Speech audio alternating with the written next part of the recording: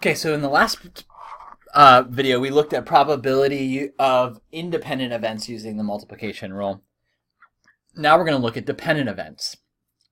So if events A and B are dependent, we should probably define this. Dependent events are when the probability of the first event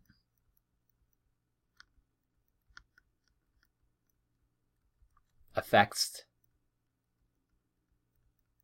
the probability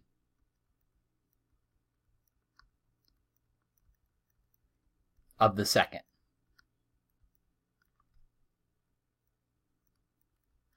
event. So when the probability of the first event affects the probability of the second event, then this is called a dependent event.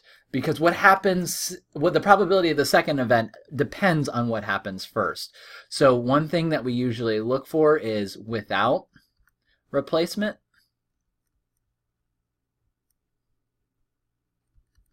So if probability of A and then B occurring, here's how you calculate it. You do the probability of A, then you times it by the probability of B, given that A has already occurred. So I'm going to define this further. B given A means the probability of B occurring given it is assumed that event A has already occurred. Again, another note, without replacement is also often stated, or at least implied. So we are just thinking about, are you putting that thing back in the box or not? So this says, at one point in American history, there were 87 men and 13 women on the U.S. Senate. 3 senators are to be chosen at random to be on a special committee. This situation is dependent because, why is this dependent? It doesn't specifically say without replacement, but when you think about it, I don't want to put somebody's name back in the box because we want 3 different senators. So it is dependent because we want 3 different senators.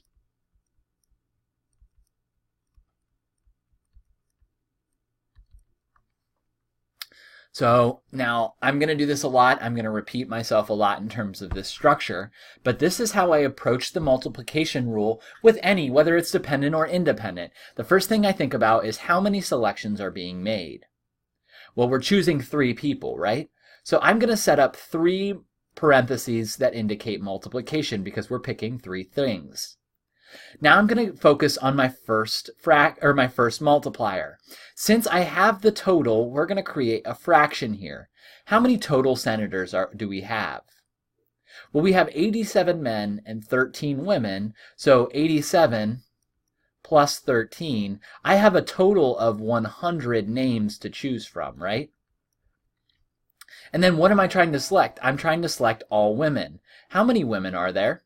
There are 13. So this is my first probability. But now I ask myself, am I putting that female name that I drew first back in the hat or not? Since this is a dependent event, we are going to not replace that name because we want 3 separate senators. So now there are actually only 99 names, and 12 of them are left. 12 of them that are left are women. And then if I select that woman out, and then there are 11 out of 98. So this is my probability. Now, I'm going to show you how to do this in your calculator to make things a little bit easier. Remember, when you multiply fractions, you multiply the numbers on the top. So multiplying the numbers on top is 13 times 12 times 11. And then we're going to divide that by, now I'm going to open another parenthesis because we're going to multiply the numbers on the bottom. 100 times 99 times 98. And then we're going to close those parentheses as well. And this is the probability I get. Again, this is one where I probably would write it as a decimal rounded 4 places. So it'd be 0.0018. So we're going to go over here, and this would be 0.0018. All right, the next procedure described is there are 5 colored dice in a bag, 3 red and 2 green. So there are my dice in a bag. Don't judge my artistic skills, but there it is. It's a pretty simple. Okay, so we're going to 2 dice will be drawn from the bag without replacing them. You can see that this is a dependent event because it's without replacement. So we're asked to find the probability that both dice are red. So what is the probability that I reach in there and I grab a red die? Well, there are 3 red die out of 5. And then I've taken that die out, right? So that's no longer there. So now the probability of getting a second red die is 2 out of 4. So again, this is going to be 3 out of 5 times 2 out of 4, which gives me 3 times 2 is 6, 5 times 4 is 20, and we can reduce this to 3 over 10. Now it says find the probability that the first die is green and the second one is red. So we're back to the situation where this one is a red die. Let me just color that back in. So this one is a red die now. I've got my 3 red, 2 green. The probability that I reach in there and get a green die first is what? It is 2 out of 5, right? And then I've taken that green die out of there. It's gone. So now what's the probability that now I get a red die? Well, how many red die are there? There are 3 out of, how many are left? 4. Again, 2 times 3 is 6, times 5 times 4 is 20. 6 out of 20, this again reduces to 3 out of 10. All right, I wanted to do some adjusting here, but for this next problem, we're going to be talking about cards, so here's a deck of cards for you. This says, from the standard deck of playing cards, find the probability of picking a king of hearts and then picking a jack of hearts without replacement. So what we're going to do here is we're going to take a look, and there are, first of all, how many cards are we picking? We're picking 2, so I'm going to create 2 multipliers. The first one, what's the probability that I get the king of hearts? Well, the king of hearts is right here, right? And you can see that there are only one of those out of 52. So the probability of selecting the king of hearts is 1 out of 52. And now I've taken that one out, right? So then the next one is finding the probability of getting the jack of hearts. Well, how many cards are left in the deck? I've taken one out, so there's only 51. How many are the jack of hearts? There are just 1 of those. So on top, 1 times 1 is 1, and then we're going to multiply the numbers on the bottom. So 52 times 51 gives us 2652. So on the bottom I get 2652. Again, you might want this as a decimal, but for our case, we're going to just leave it as it is. All right, and now the next problem says, find the probability of picking a king and then picking an ace. Well, again, we're picking 2 cards, so I'm going to set up 2 fractions. The first fraction is how many cards do I have to choose from? I have 52. And then how many kings do I have? You can see that I have 4 kings. So the probability of getting a king is 4 out of 52. Now, let's say, again, I'm assuming that I picked a king, so let's say I get that one.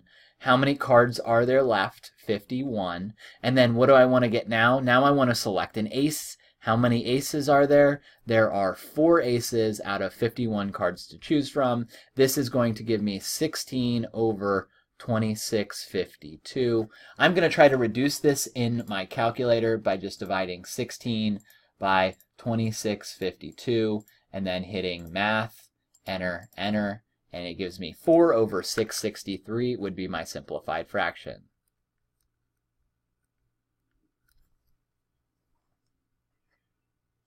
All right, and now let's take care of our last problem. It says if we know that we have 3% of items on a factory line that are defective, and we select 2 items without replacement, what is the probability that they're both defective? Well, again, the first thing I do here, which is a best practice, is whenever you see a percentage, go ahead and write that as a decimal. Now, how many things are we selecting? We're selecting 2, so I'm going to set up my multiplier. But you might ask yourself, this is a little complicated because if you try to draw a fraction, do we know how many items we have to choose from? In this case, we don't know how many items there are. So a fraction isn't going to work with this. Think about an assembly line or a factory line. How many items do you think are rolling off of that factory line? There are a lot, correct? There's a lot of items coming off of a factory line. So this case, even though it says without replacement, we don't know how many total to have. So when dealing with situations like this, like really large sample sizes, we can treat dependent events as if they were independent.